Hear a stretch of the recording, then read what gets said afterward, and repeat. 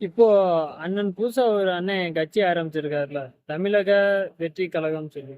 அந்த தமிழக வெற்றி கழகத்துல இருந்து ஒரு அறிக்கையாவது வந்திருக்கா அப்படின்னு சொல்லி பார்த்தோம் அப்படின்னா, ஒரு அறிக்கை கூட வரல. எதுக்கு தமிழக வெற்றி கழகம்னு சொல்லி பேர் வச்சாருன்னு தெரியல. பீகாரை சேர்ந்த 6,5 லட்சம் வாக்காளர்களுக்கு தமிழ்நாட்டுல வாக்குரிமை கொடுக்க போறாங்க அப்படின்ற ஒரு விஷயம் கூட அந்த கட்சியில இருக்கிற ஒரு சில அணில் குஞ்சுகள் அப்படின்னு சொல்லக்கூடிய தற்குறிகளுக்கு கூட ஒண்ணுமே தெரியல. ஏன் இத பத்தி ஒரு அறிக்கை கூட உங்க தலைவர்னால விட முடியலையா?